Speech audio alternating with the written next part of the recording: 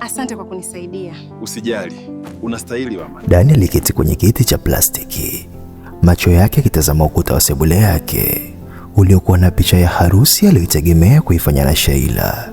Alikuwa ameshika pete ya dhahabu mkononi mwake, pete ambayo sasa ilionekana kama kipande cha chuma kisicho na thamani yoyote. Sheila, mwanamke aliyedhani ni mshirika wa maisha yake, alikuwa amemgeuka na kukimbia na bosi wake, bosi wa kazini, akimwacha Dani na madeni ya maandalizi ya harusi. Wanawake wa mjini ni sumu, Dani alinong'ona, sauti yake ikitetemeka kwa hasira na uchungu. Wanawake pesa kuliko utu, wanatafuta anasa kuliko familia. Alinyanyuka na kuiponda ile pete kwa nyundo ya ufundi. Kila pigo liliambatana na kiapo kipya moyoni mwake. Hawezi tena kutafuta mke kwenye kumbi hizi za starehe za Dar es Salaam. Kesho alfajiri, safari ya kuelekea kijijini kwao Mbwewe itaanza, huko anakozaliwa mwanamke wa kweli.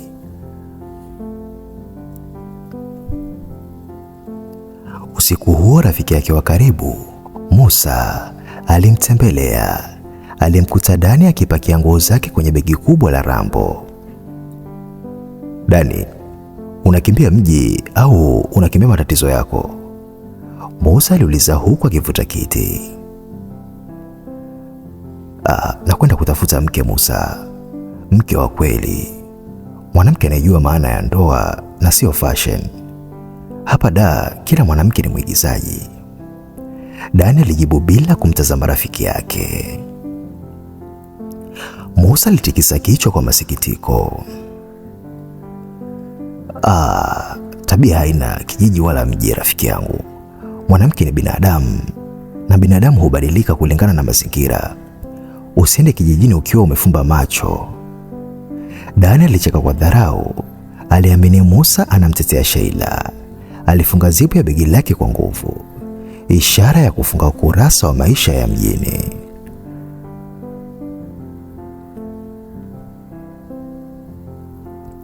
Basi la kuelekea mkoani lilikuwa limejaa vumbi na harufu ya jasho, lakini kwa Dani hiyo ilikuwa harufu ya ukombozi.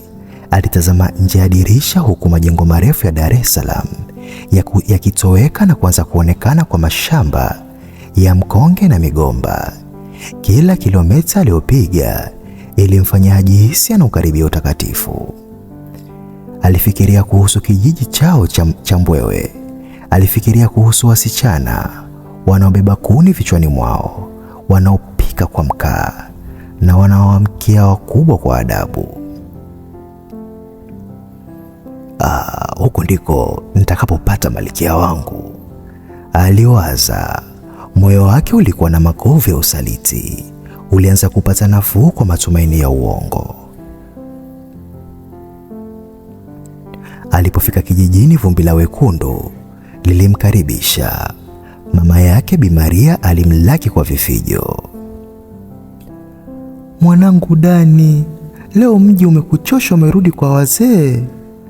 Dani alitabasamu kwa mara ya kwanza baada ya miezi mingi kupita. Baada ya chakula cha jioni cha ugali wa dona na mlenda, Dani alimfungulia mama yake siri ya moyo wake. Mama, nataka kuoa, lakini sitaki mke wa mjini. Nataka binti wa hapa hapa kijijini, anayejua adabu na asiyejua mambo ya dunia. Bi Maria alitabasamu kwa ushindi, akijua kuwa hili lilikuwa ombi rahisi zaidi kulitekeleza. Usijali mwanangu, wapo wengi mno, lakini kuna mmoja, binti wa mzee Mpole, anaitwa Dorisi. Huyo hata sauti yake haijawahi kusikika nje ya uzio wao. Siku iliyofuata, Dani aliamka mapema na kuelekea upande wa kisima cha kijiji. Akiwa amejificha nyuma ya mwembe mkubwa, alitaka kuona bila kuonekana. Mara akamwona binti mmoja akija. Alikuwa amevaa dera refu lililochakaa kidogo. Kichwa chake kimefungwa kilemba cha heshima. Macho yake yalikuwa yameinamia chini wakati akitembea. Huyo ndo alikuwa Dorisi bwana. Alipofika kisimani, hakupiga pigo la kelele kama wasichana wengine. Alichota maji yake kwa utulivu, na alipomwona mzee mmoja akipita, aliweka ndoo chini na kupiga magoti kumsalimia. Dani alihisi moyo wake ukidunda kwa kasi. Huyu hapa. Huyu ndiye mwenyewe. Dani alijisemea. Huyu ndiye atakayefuta machozi yangu yote. Hakujua kuwa kile alichokiona kilikuwa ni igizo lililofanywa mazoezi kwa miaka mingi, ili kumnasa mwanaume yoyote atakayekuja na harufu ya pesa kutoka mjini.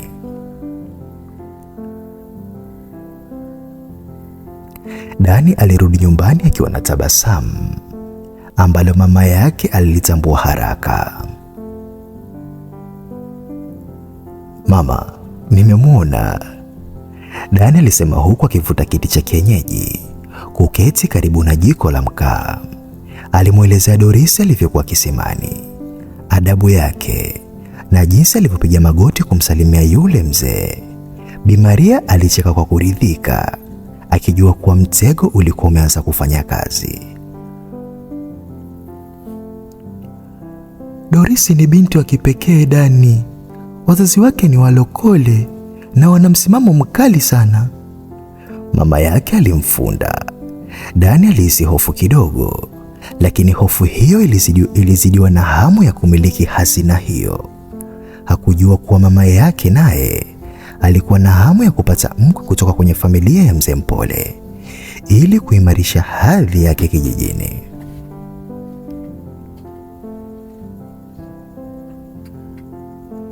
Siku ya kufuata, Dani akiwa amevalia shati lake safi la kijivu na suruali ya kitambaa, vazi lilomfanya aonekane kama kijana mwenye heshima na pesa za mjini.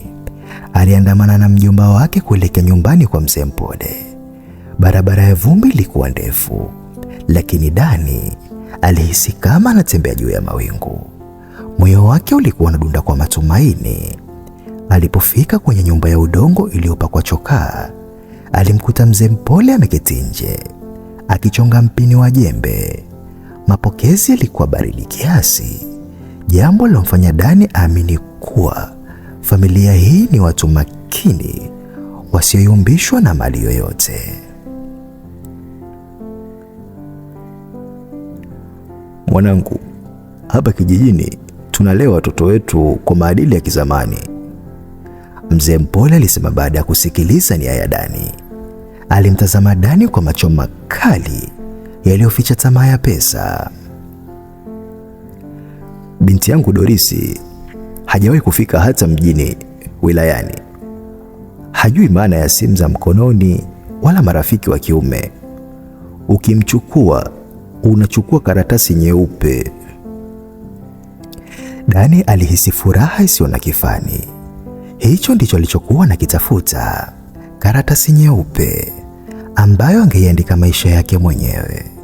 Hakujua kuwa Dorisi alikuwa na simu ndogo ya siri aliyokuwa akiitumia usiku kucha kuwasiliana na vijana wa mjini wilayani, na kwamba karatasi hiyo nyeupe ilikuwa tayari imeshaandikwa madudu mengi.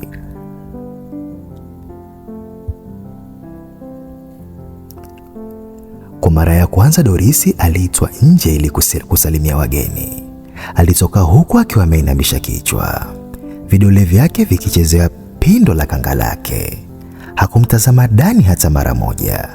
Sauti yake ilikuwa ya chini kabisa, kama sauti ya malaika anayenong'ona. Shikamoni, alisema na kupiga magoti. Dani alihisi kama amepata bahati nasibu ya maisha. Alivutiwa na ule unyenyekevu uliopitiliza. Alichokiona Dani ni adabu, lakini marafiki wa Dorisi kijijini walijua kuwa Dorisi alikuwa mwigizaji mzuri ambaye alikuwa anasubiri tiketi ya kumtoa kijijini ili akayaone maisha ya anasa aliyokuwa akiasikia kwenye redio.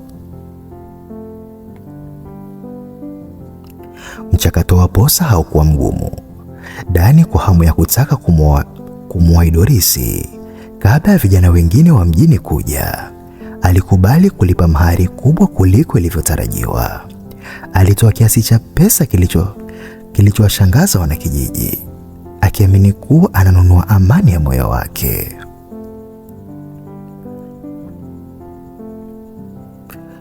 Wazazi wa Dorisi walisisitiza harusi ifanyike haraka iwezekanavyo ili binti asiharibike. Dani alikubali kwa furaha. Alimtumia Musa ujumbe mfupi wa simu. Musa, nimepata malaika. Safari ya kurudi Dar na mke wa kweli inaanza hivi karibuni. Musa kule Dar alisoma ujumbe ule na kupumua kwa nguvu, akijua kuwa mwanzo wa furaha ya Dani unaweza kuwa mwanzo wa msiba wake. Siku ya harusi ilikuwa ya kihistoria katika kijiji cha Mbwewe. Dani aligharamia ng'ombe 2 na vinywaji vya kutosha kwa wanakijiji wote. Dorisi alivalia shela jeupe la kukodi ambalo lilimfanya aonekane kama picha ya kwenye kalenda. Wakati wa kula kiapo kanisani, sauti ya Dorisi ilitetemeka kwa namna iliyomfanya kila mtu aamini ni hofu ya Mungu. Kumbe ilikuwa ni msisimko wa kujua saa chache zijazo angekuwa ndani ya basi kuelekea mjini. Mzee Mpole alimshika mkono Dani na kumnong'oneza. Mwanangu, nakukabidhi jicho langu. Mtunze Dorisi kama mboni yako. Dani alitikisa kichwa kwa unyenyekevu, akijihisi kuwa mwanaume mwenye bahati zaidi duniani. Wakiwa kwenye basi kuelekea Dar es Salaam, Dorisi alionyesha ushamba uliomfurahisha Dani sana. Kila basi lililopita kwenye mlima au madaraja makubwa, Dorisi alikuwa akijificha kifuani kwa Dani na kufumba macho.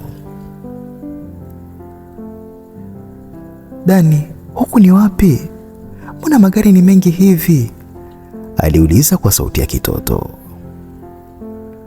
Dani alimkumbatia kwa upendo, akijiona kuwa shujaa anayemfundisha mtoto mdogo kutembea. Alimfariji kwa kumwambia, usijali mke wangu, nitakulinda. Huku ndiko Dar es Salaam, mji wa fursa. Hakujua kuwa Dorisi alikuwa akichunguza kila kitu kupitia dirisha kwa jicho la tai anetafuta mawindo. Walipofika kwenye nyumba ya Dani iliyopo Mbezi Beach, Dorisi alisimama mlangoni na kugoma kuingia. Alijifanya kushangazwa na vigae vilivyokuwa vinang'aa sakafuni. Dani, mbona sakafu inateleza hivi? Nawezaje kutembea hapa? Dani alicheka sana na kumbeba mke wake mzima mpaka ndani. Ndani ya nyumba, Dorisi alikuwa akigusa kila kitu kwa uangalifu. Friji, TV kubwa ya ukutani na jiko la gesi. Kwa Dani hii ilikuwa thibitisho kuwa amepata binti ambaye hajachafuliwa na anasa. Lakini moyoni mwa Dorisi alikuwa akipiga hesabu ya thamani ya kila kitu kilichomo ndani na nyumba hiyo.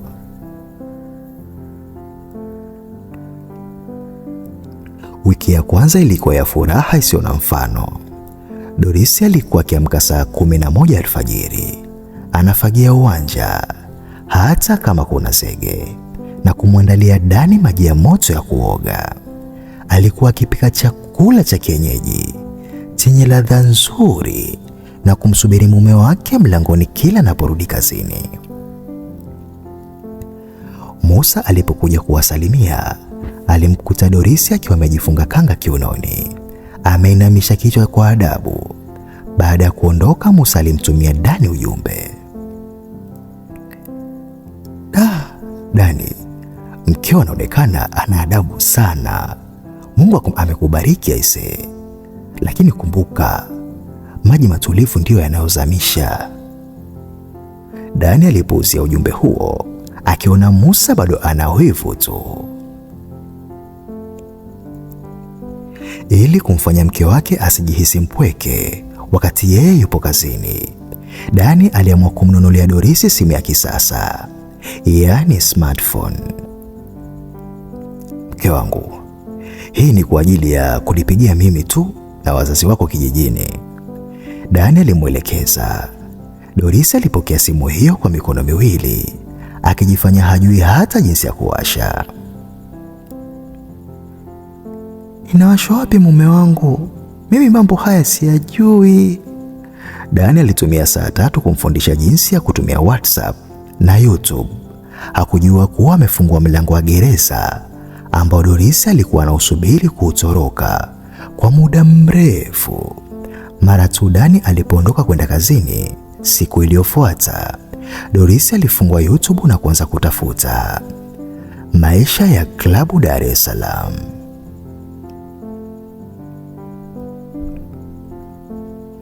Dani alipokuwa kazini, upweke ulianza kumlea Dorisi. Siku moja akiwa anafagia uwanja, alikutana na jirani yao, huyo wa kuitwa Shani. Shani alikuwa mwanamke wa mjini hasa, nywele za bandia ndefu, kucha zilizopakwa rangi nyekundu na nguo fupi zilizochora mwili wake. Wewe ndiye mke mpya wa Dani? Mbona umejifunga kanga kama bibi kizee? Shani alicheka huku akivuta sigara yake ya elektroniki. Dorisi alijisikia mnyonge kwa mara ya kwanza tangu afike Dar. Shani alimwalika Dorisi ndani kwake, na huko Dorisi aliona ulimwengu mwingine kabisa. TV kubwa zaidi, vinywaji vikali kwenye kabati, na picha za Shani akiwa klabu. Mbegu ya kulinganisha maisha ilikuwa imepandwa.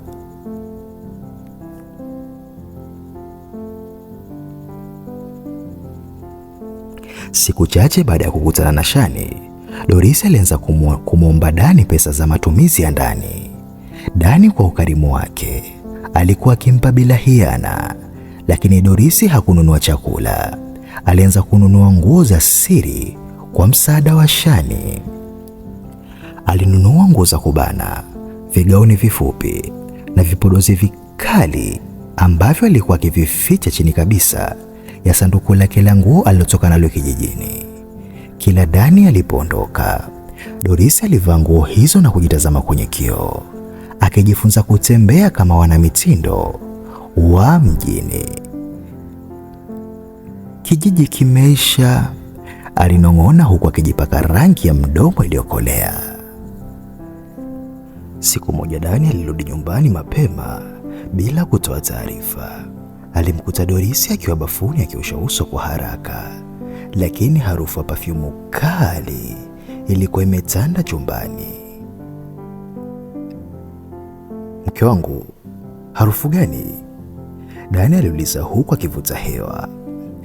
Dorisi alitoka akiwa na tabasamu la uoga.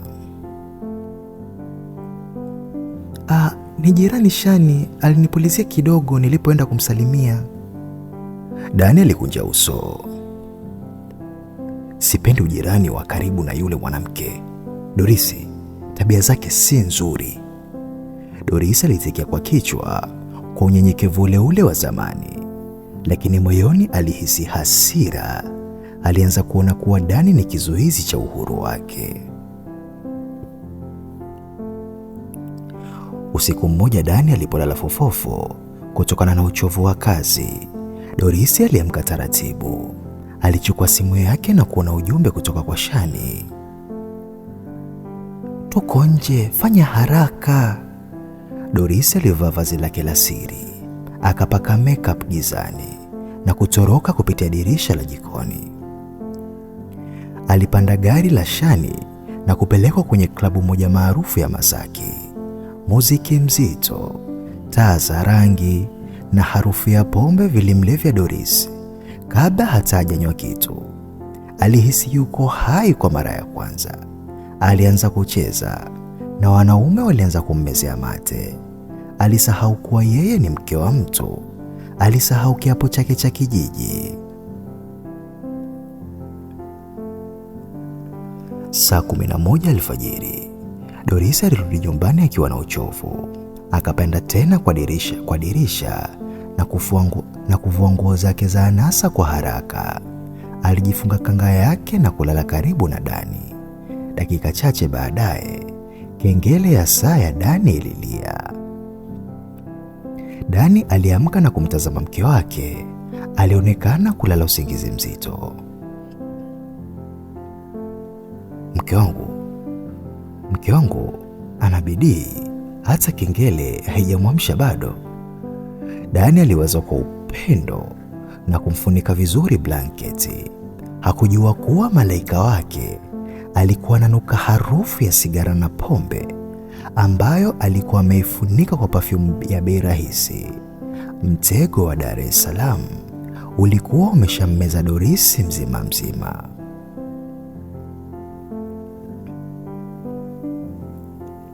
Siku zilizofuata, Dani alianza kuona mabadiliko ya wazi. Alirudi nyumbani saa 2 usiku, akitegemea kukuta chakula cha moto kama ilivyokuwa desturi. Lakini alimkuta Dorisi ameketi sebuleni akitazama tamthilia kwenye TV huku amejinyosha. "Mke wangu, mbona mezani hakuna kitu?" Dani aliuliza kwa upole. Dorisi hakugeuka. Macho yake alibaki kwenye kioo cha TV bwana. Leo nimechoka Dani. Kama una njaa, kuna mkate jikoni au pika mayai. Dani aliganda. Sauti ile ya upole ya kijijini ilikuwa imepotea na badala yake kulikuwa na sauti ya ukali na dharau. Siku ya Jumapili, Dani alimwambia Dorisi wajiandae kwenda kanisani. Dorisi alitoka chumbani akiwa amevaa sketi fupi sana na shati la kitovu, yaani crop top. Dani alipigwa na butwaa. "Dorisi, mavazi gani haya? Hata kijijini kwenu unajua kabisa haya si maadili yetu." Dorisi alicheka kwa kejeli, akijitazama kwenye kioo. "Dani, huku ni Dar es Salaam, sio Mbwewe. Kule tulikuwa tunavaa vile vya kwa sababu hatuna uwezo. Huku niko mjini, lazima niendane na wakati. Kama hutaki nivae hivi, basi nenda kanisani peke yako." Hiyo ilikuwa mara ya kwanza kwa Dorisi kumtolea Dani maneno ya shomo mbele ya uso wake. Dani alianza kuwa na mashaka. Alijaribu kushika simu ya Dorisi ambayo yeye mwenyewe alimnunulia, lakini akakuta imewekwa namba ya siri, yaani password. "Mbona umeweka lock kwenye simu yako? Kwani kuna nini unaficha?" Dani aliuliza kwa sauti ya mamlaka. Dorisi alimnyang'anya simu kwa nguvu. "Hii ni simu yangu, Dani, umenielewa? Hata kama ulininunulia wewe, ni haki yangu kuwa na faragha. Usianze mambo ya kishamba ya kufuatilia kila ujumbe." Moyo wa Dani ulianza kupasuka. Alikumbuka maneno ya Musa, lakini alijaribu kuyasukuma mbali, akiamini labda ni uchovu wa mji unamsumbua mkewe. Dorisi alianza kuwa karibu na Shani. Siku moja Dani alirudi nyumbani na kumkuta Shani akiwa sebuleni kwake. Wanakunywa vinywaji vya rangi na kusikiliza muziki wa kidunia kwa sauti kubwa sana. Nyumba ilikuwa na harufu ya sigara tu. "Dorisi, nimekwambia sipendi huyu mwanamke hapa nyumbani kwangu." Dani alifoka baada ya Shani kuondoka. Dorisi alisimama na kumnyoshia kidole. "Nyumba yako? Kwani mimi siishi hapa? Shani ndiye rafiki yangu pekee anayenielewa huku mjini. Kama humtaki yeye, basi unitaki na mimi." Dani alijihisi vibaya. kuwa hamjui tena mwanamke aliyeko mbele yake. Usiku huu Dani alishindwa kulala. Alichukua albamu ya picha za harusi yao kijijini. Alitazama picha ya Dorisi akiwa amepiga magoti mbele ya wazazi wake. Alitazama uso ule uliokuwa na haya na unyenyekevu. Alishindwa kujizuia, machozi alimtoka. Nilikosea wapi? Alijiuliza. Je, nilimleta mwanamke huyu mjini ili amgeuke Mungu wake na mume wake? Wakati Dani akilia, Dorisi alikuwa upande wa pili wa kitanda akichati kwa siri na mwanaume mwingine aliyekutana naye club, akipanga jinsi ya kutoroka kwenda pati ya kesho. Penzi lililojengwa juu ya dhana ya ukamilifu wa kijijini lilikuwa linaanza kusambaratika vipande vipande.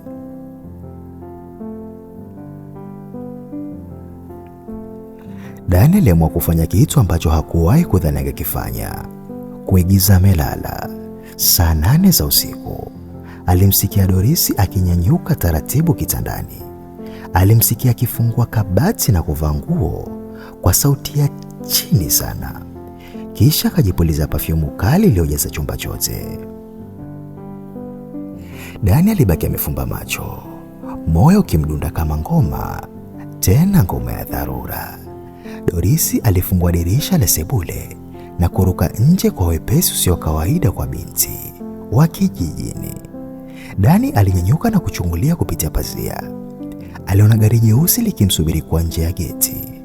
Dorisi aliingia na gari likaondoka kwa kasi sana. Dani alibaki amesimama gizani, akihisi kama dunia imepasuka chini ya miguu yake. Saa 11:30 Dorisi alirudi. Aliruka tena dirishani na kuingia chumbani, akiamini Dani bado amelala. Alishtuka alipokuta taa ya chumbani imewashwa na Dani ameketi kitandani, mikono imesugana, akimtazama kwa macho yaliyojaa uwekundu wa hasira. Dorisi aliganda tu, akiwa bado amevaa gauni fupi cha kung'aa ambacho hakikufunika hata nusu ya mapaja yake. Umetoka wapi Dorisi? Sauti ya Dani ilikuwa nzito na ya kutisha. Dorisi badala ya kuomba msamaha, alitupa pochi yake kitandani na kusema, nilitoka kupata hewa kidogo. Kwani kuna kosa? Maisha haya kufungiwa ndani kama kuku nimeachoka. Dani alimrukia Dorisi na kumnyang'anya simu yake. Alimnyang'anya kwa nguvu. Katika hali ya vurugu hiyo, Dorisi alisahau kuwa simu ilikuwa bado haijajifunga. Yaani ilikuwa bado haijakaa password. Dani alifungua WhatsApp na kukutana na picha ambazo zilimfanya asikie kichefuchefu. Kulikuwa na picha za Dorisi akiwa anakunywa pombe moja kwa moja kutoka kwenye chupa, akiwa amekumbatiwa na wanaume mbalimbali na jumbe za sauti, yaani voice notes, akicheka na kusema, yule mshamba wangu wa kijijini ameshalala, nitakuja sasa hivi. Dani alitupa simu kutani kwa hasira. Huyu ndiye mke niliyetoka naye Mbwewe. Huyu ndiye binti wa mzee Mpole. Dorisi alicheka kicheko cha kejeli, kicheko ambacho Dani hakuwahi kukisikia.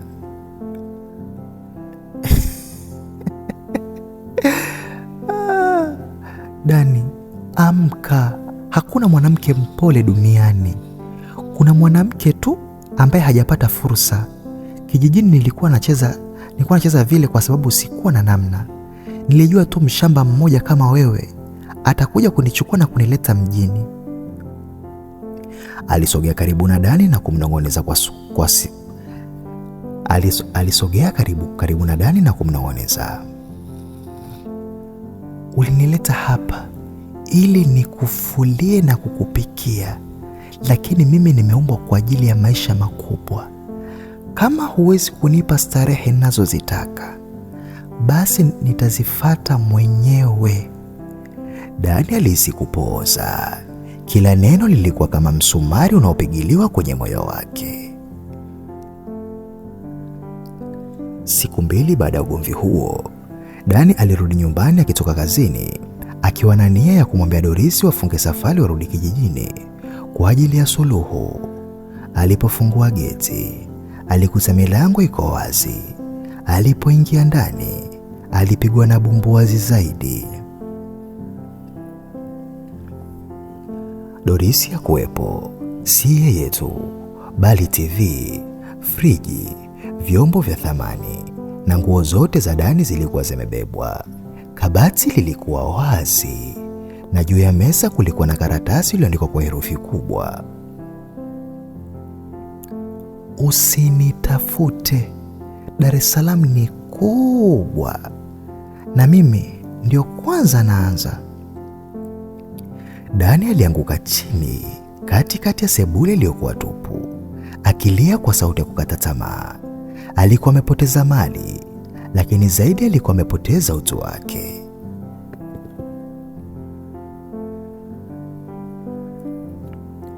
Dani hakuweza kukaa ndani ya nyumba ile iliyokuwa tupu.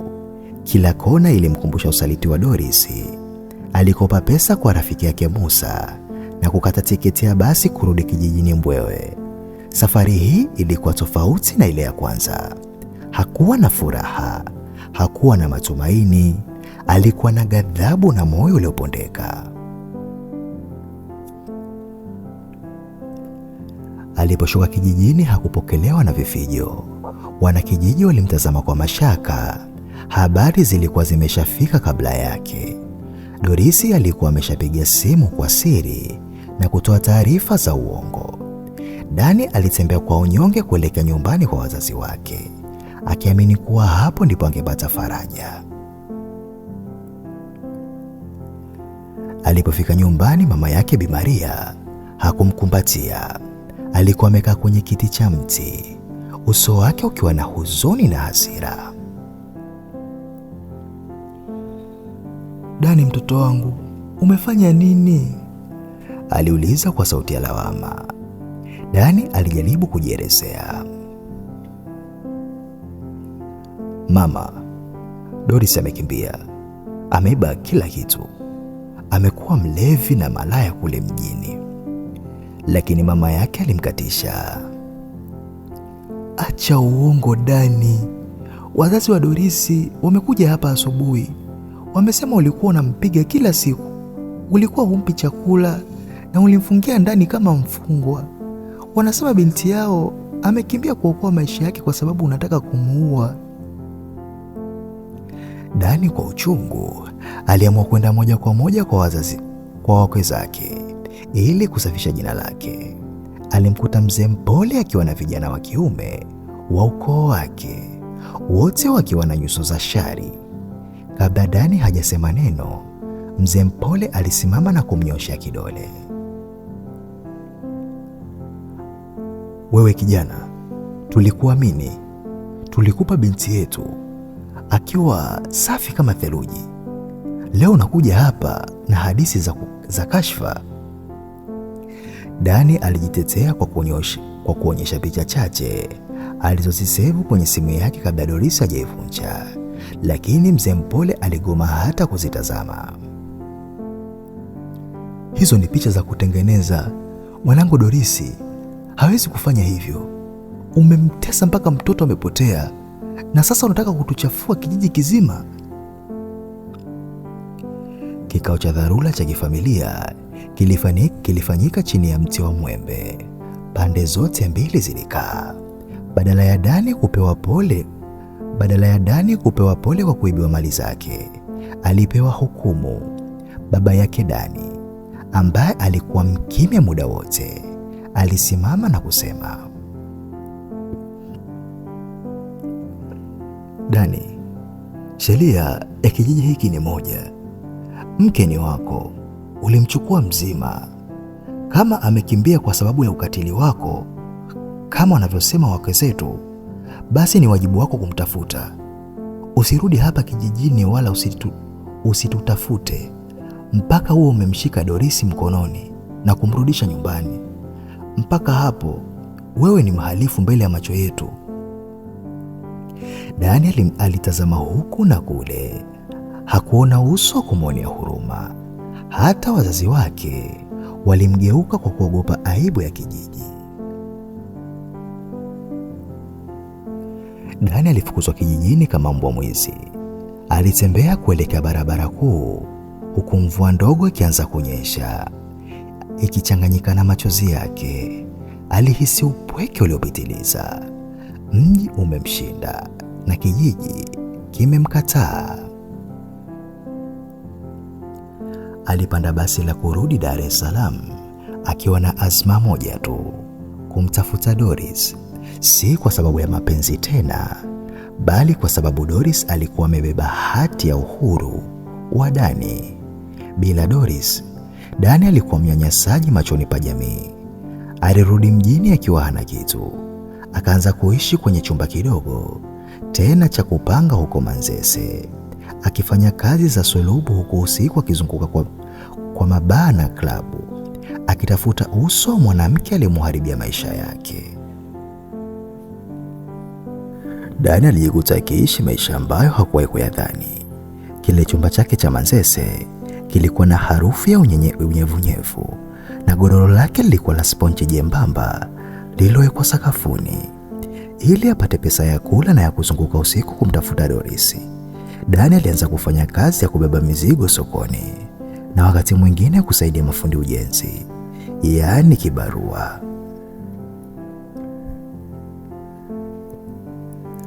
Kila jioni baada ya mwili kuchoka kwa kubeba simenti na nondo, alirudi chumbani, anaoga, kisha anavaa nguo yake moja ya heshima iliyobaki. Alianza safari ya kutembea kwa miguu kutoka baa moja kwenda nyingine, akionyesha picha ya Dorisi kwenye simu ya zamani aliyoinunua mtaani. Umemwona huyu? Lilikuwa swali lake la kila siku, na jibu lilikuwa lile lile. Hapana, sijamwona. Miezi mitatu ilipita bila mafanikio. Dani alianza kudhoofika. Mawazo yalimfanya akose hamu ya kula. Alianza kujiuliza kama labda Dorisi aliondoka Dar es Salaam na kwenda mkoa mwingine, au labda hata nchi nyingine. Siku moja akiwa ameketi kwenye daraja la Manzese, alifikiria kukatisha maisha yake. Alihisi dunia haina haki tena. Nilitaka mke mwema, nimepata laana. Nilitaka kuishi kwa amani, nimebaki na upweke, aliwaza. Lakini sauti ya mzee mpole ikimwambia amtafute mpaka ampate ilimrudishia hasira iliyompa nguvu ya kuendelea. Aliamua kuingia ndani zaidi kwenye ulimwengu wa usiku, huko ambapo malaika wa kijijini walikuwa wanabadilika kuwa mashetani wa mjini.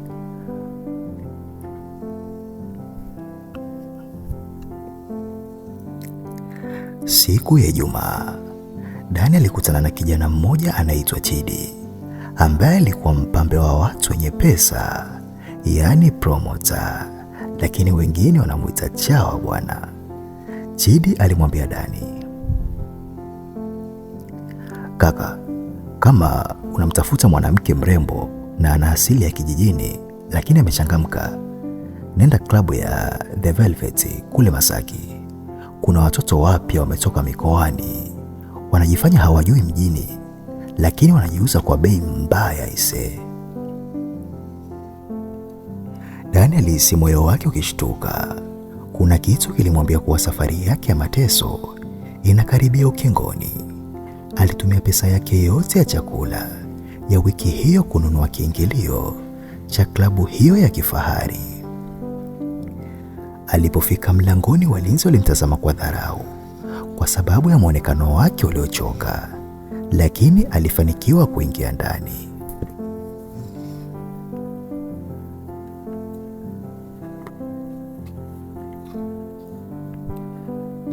klabu mwanga wa rangi ya zambarau na moshi wa sigara vilifunika ukumbi. Muziki ulikuwa unatetemesha sakafu. Dani alikaa kona moja ya giza, macho yake kizunguka kama rada. Mara akamwona. Hakuwa Dorisi yule wa kanga na kilemba. Alikuwa mwanamke alikaa kwenye kiti kirefu cha baa, amevaa kigauni cha rangi ya dhahabu kinachoishia mapajani aise. Amevaa wigi ndefu ya rangi ya bluu na anavuta sigara ndefu huku akicheka kwa sauti ya juu na mwanaume mmoja wa kizungu. Tabasamu lile, pua ile ile, lakini macho yalikuwa yamejaa ukatili na ugeni. Alikuwa anaitwa Dorin na kila mhudumu alimtambua hivyo.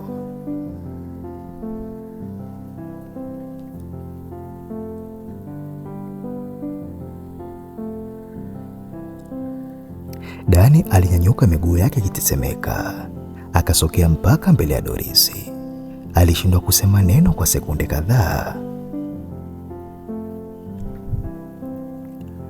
Dorisi, aliita kwa sauti ya chini iliyojaa maumivu. Mwanamke yule aligeuka pole pole. Alimtazama Dani kuanzia miguuni mpaka kichwani. Kwa sekunde moja, Dani aliona mshituko kwenye macho yake, lakini haraka sana Dorisi akaubadilisha uso wake kuwa wa dharau na baridi. "Excuse me, unaitwa nani?" Dorisi aliuliza kwa Kiingereza cha kuigiza. "Dorisi, ni mimi mumeo Dani. Nimekutafuta kila mahali. Wazazi wako kijijini wanadhani nimekuua." Dani alipaza sauti. Dorisi alicheka kwa kicheko cha kibeberu na kumgeukia yule mzungu. "Darling, look at this burger." "Anadai mimi ni mke wake." "Security." Walinzi walikuja na kumshika Dani. Dorisi alimnong'oneza Dani sikioni wakati anavutwa nje. "Dorisi alikufa siku aliyopanda basi la kuja Dar. Mimi ni Dorin. Potea hapa kabla sijakufanyia kitu kibaya." Dani alitupwa nje ya klabu, akabaki analia kwenye lami huku mvua ikianza kumnyeshea, moyo wake ukiwa umekufa rasmi.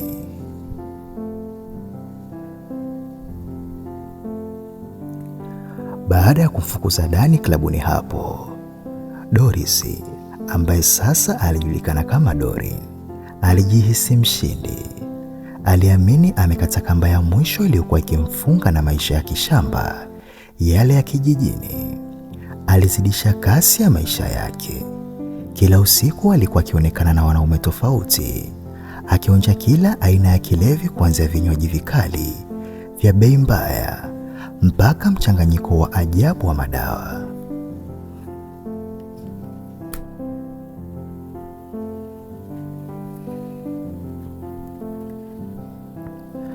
Alianza kuishi kwenye hoteli za bei mbaya, yaani apartments, pamoja na Shani, wakiamini mji ni wa kwao. Alisahau kuwa uzuri ni mtaji unaoisha na mwili una kikomo cha kustahimili sumu. Alikuwa akitumia picha za uongo kijijini, akionyesha amevaa nguo za kifahari, akiwaaminisha wazazi wake kuwa yeye ni mfanyabiashara mkubwa jijini Dar es Salaam, na Dani alikuwa akimzushia asifanikiwe.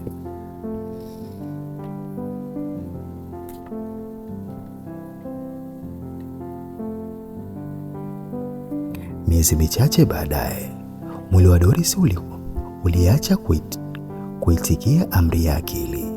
Alianza kuamka asubuhi akiwa mchovu uliopitiliza, hata kama alikuwa amelala saa 10. Rangi ya macho yake ilianza kubadilika na kuwa ya njano iliyofifia, na tumbo lake lilianza kujaa gesi isiyoisha. "Ni uchovu tu wa kazi," Shani alimwambia huku akimpa glasi ya pombe kali asubuhi. "Ili uamke vizuri."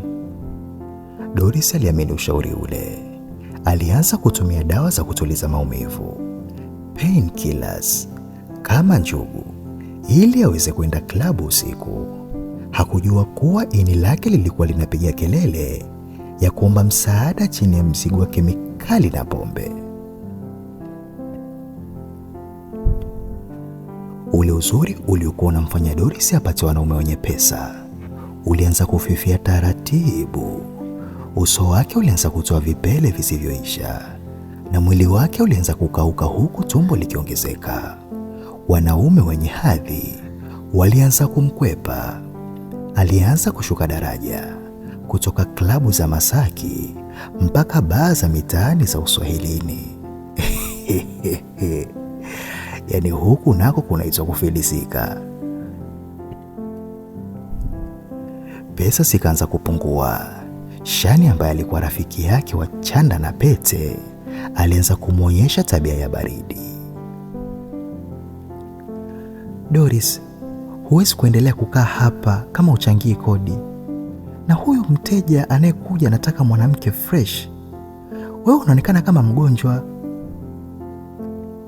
Shani alimwambia bila huruma.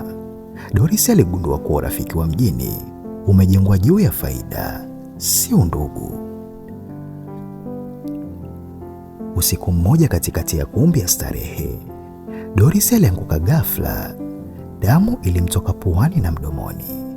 Alikimbizwa hospitalini na wasamaria wema, maana Shani alitokomea kusikojulikana. Majibu ya daktari yalikuwa pigo la kifo.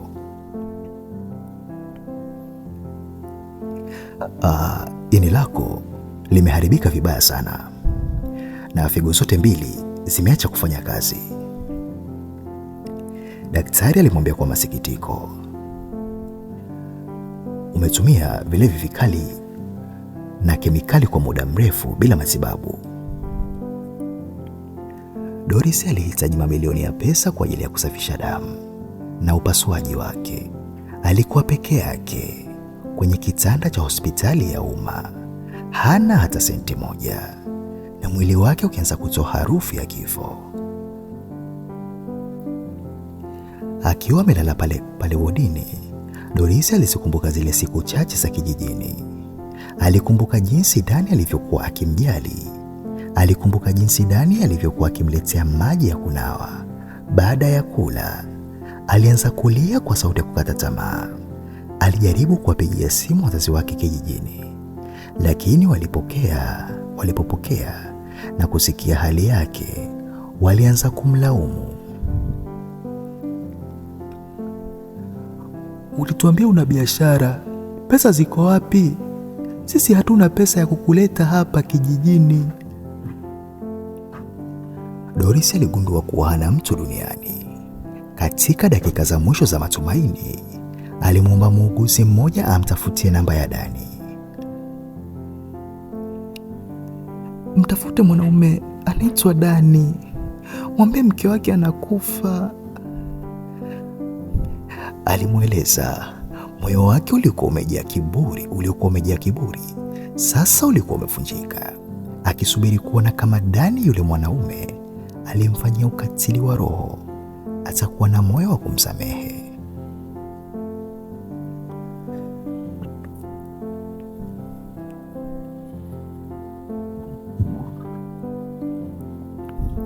Dani alikuwa ameketi mlangoni mwa chumba chake kule Manzese, akila kipande cha muhogo wa kukaanga, ndicho pekee alichoweza kumudu siku hiyo.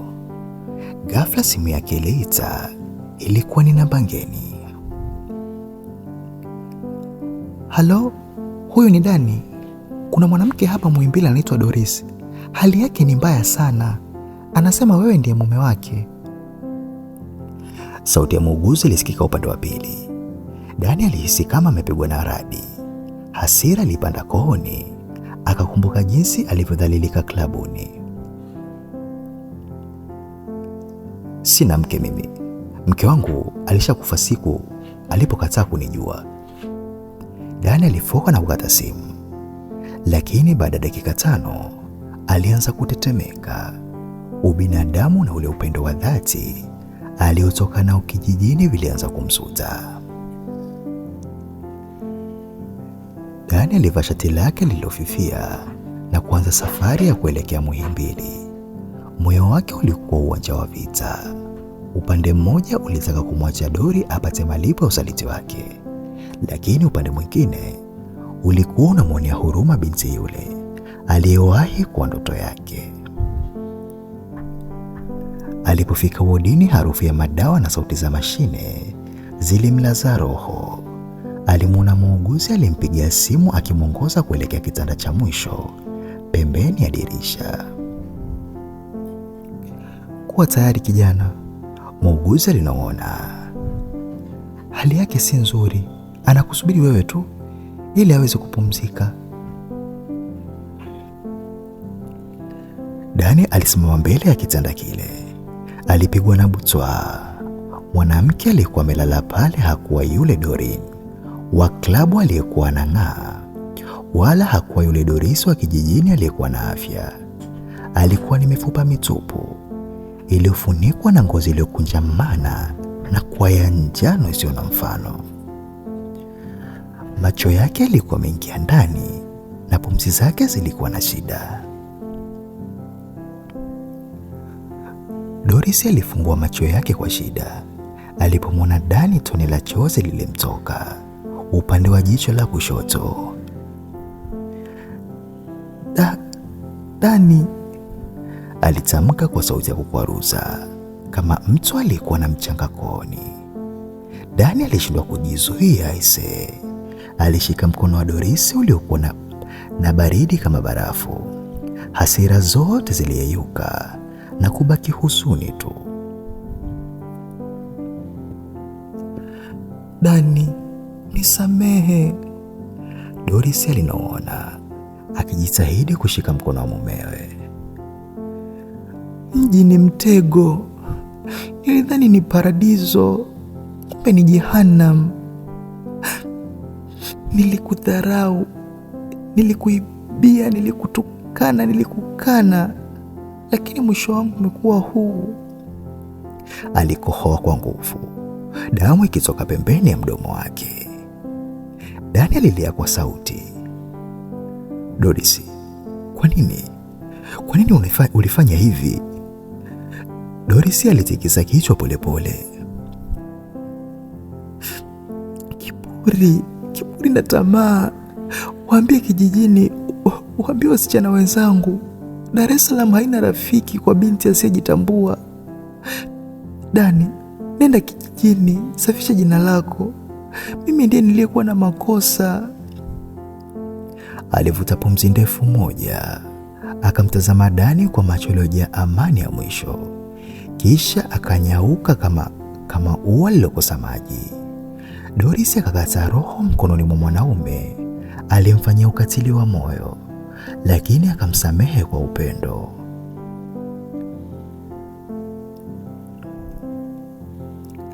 Dani alisimama peke yake nje ya jengo la mochwari akiwa ameshika cheti cha kifo cha Dorisi. Alikuwa ameshachelewa kumwokoa kimwili, lakini alikuwa amemwokoa kiroho kwa kumsamehe. Alipiga simu kijijini. Safari hii sauti yake ilikuwa na mamlaka. Mzee Mpole, mwanao amefariki. Nakuja kumzika. Nakuja na ushahidi wa kila kitu alichokifanya. Mje mumpokee binti yenu. Dani alirudi kijijini Mbwewe. Alizika mabaki ya Dorisi, huku wana kijiji wakibaki vinywa wazi baada ya kugundua ukweli. Dani aliamua kubaki kijijini kwa muda ili kuituliza nafsi yake. Alitazama kizima kile kilichowakutanisha kwa mara ya kwanza na kutambua somo moja tu. Sura nzuri na adabu ya nje ni vazi tu, lakini tabia ya kweli hupimwa na majaribu ya dunia. Dani alikuwa amepoteza kila kitu, lakini alikuwa amepata hekima ya milele. Jifunze. Mke bora hakuna sehemu maalum ambayo anapatikana, wala wakati. Asante kwa kusikiliza simulizi hii ambayo ya maisha na ya mapenzi. na asante kwa kuwa nasi mwanzo mpaka mwisho. Naomba usahau kusubscribe na kulike ili uendelee kutupatia nguvu. Asante.